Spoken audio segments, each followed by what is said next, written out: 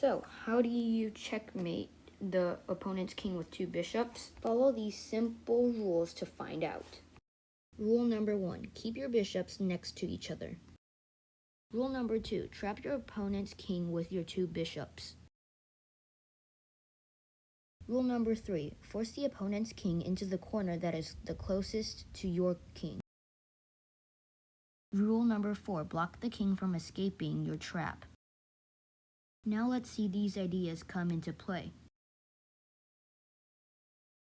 First, bishop to d3 guarding the white squares.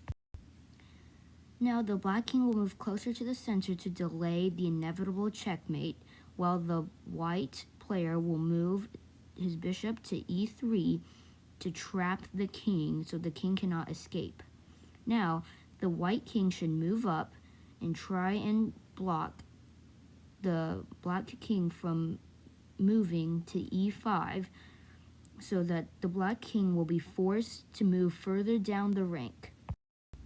During this process, also make sure that your white bishops are not in danger, as if black takes any one of them, the game will result in a draw.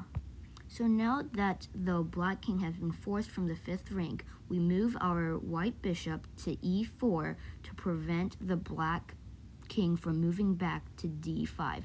Now after black moves, white will move to d4 to finish off the trap, causing black to be in a smaller trap.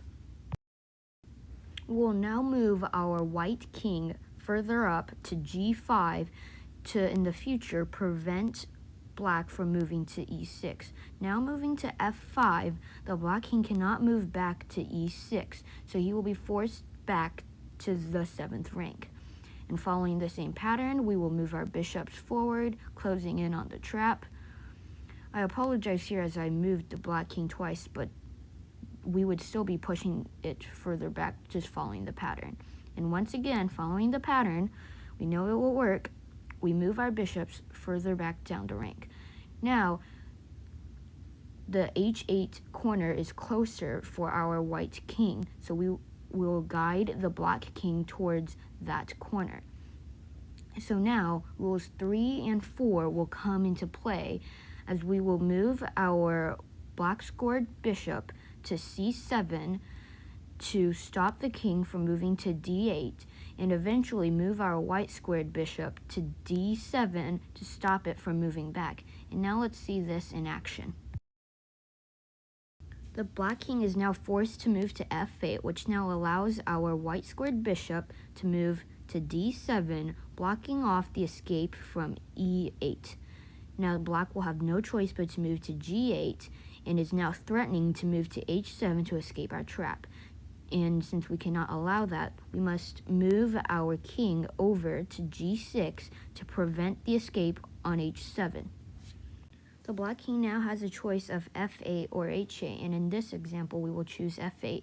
So the black squared bishop will move to d6 check, forcing the black king over to g8. Now the white bishop will continue this pattern and go to e6 check, and the king will be finally forced to h8, and e5 will be checkmate.